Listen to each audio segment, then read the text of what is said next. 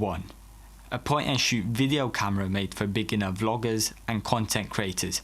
People want to get started on YouTube, but they don't know much or anything at all about cameras and the technical side of video production. They do not want to worry about aperture, frame rate, shutter speed, ISO, ND filters, finding the right camera for them, buying the compatible lenses for that camera. They don't want to deal with any of that techno mumbo jumbo. They just want to hit the record button and start making content. So when Sony created this camera, they sort of created a new segment in the camera market.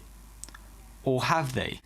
Well, you already have a fully automatic point and shoot camera in your pocket that is fully capable of all the things that the Sony ZV-1 can do. Your phone is just as capable as the Sony ZV-1. It can shoot 4K, it can do 60 FPS, it can do slow motion, it can do all the things that the Sony ZV-1 can do, and you already have it. You don't have to spend $800 on getting a new camera, especially if you're a beginner.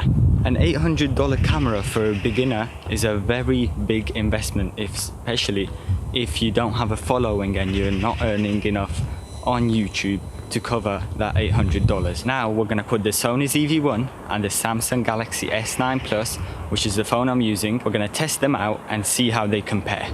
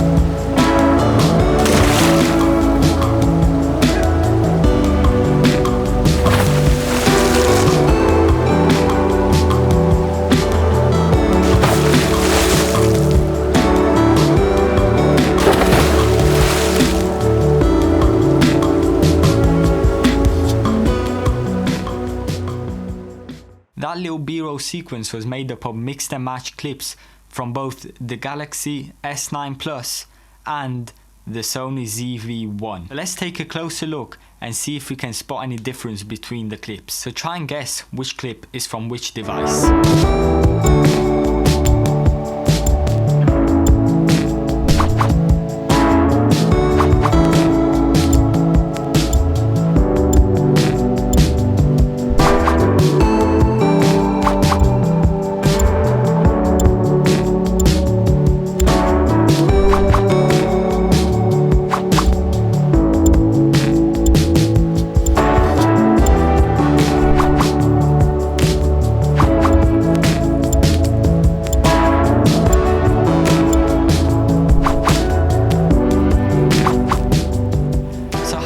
Get right? Comment down below. Let's have a look at the first clip of the BT Tower. On the ZV-1, the white walls of the BT Tower are almost blending into the overcast sky. It just looks like a plain blank white surface on the ZV-1, whereas on the Galaxy S9 Plus you can make out a bit more texture on the walls and you can make out the edges of the building a lot better. But if you look at the wooden planks on the apartment buildings in the foreground, or the railings on the balconies, or the structure on top of the BT Tower, the ZV-1 captured a lot more natural detail and sharpness. You can clearly see the edges and the crisp shape of each wooden plank and each metal rail, whereas on the S9 Plus it looks a lot more digitally processed and not as sharp. If we have a look at this window, you can make out the blinds on the ZV-1 pretty well, but on the S9 Plus, that detail is just not there. Moving on to this shot of the sign.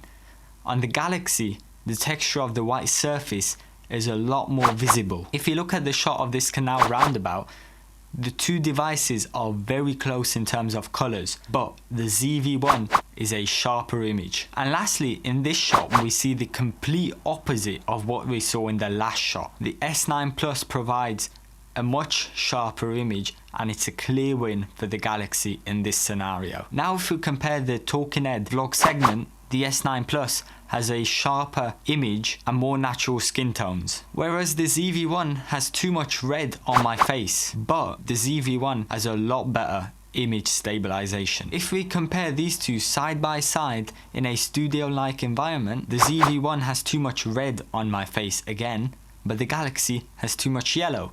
So the skin tones on either of them aren't very good. But the ZV-1's color science is closer to real life, and it provides a sharper image, especially if you have a look at the strands of my hair or the teeth on the zipper of my hoodie. So in conclusion, the ZV-1 and the S9 Plus provide very similar image quality. In some scenarios, the Galaxy edged out the ZV-1, but in others, the ZV-1 won over the Galaxy. But this camera is $800 and it's made for beginners.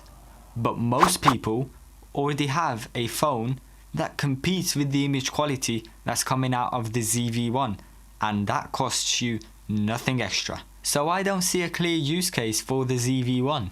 Most people are just better off using the phone that they already have, and those who have a spare $800 that they really want to spend will buy a good audio solution and some good lighting before you spend all your money on a camera. And that's it from me. Thank you guys so much for watching. Don't forget, I stream on Twitch every Friday usually, link in the description down below. Head over there, hit follow, jump in chat when I'm live, and don't forget to head down below and smash that subscribe button, knock out the like button, ding the bell and ring the bell, and do all those good things. But don't do anything, do what you want, it's your life. Thanks for watching, see you next time.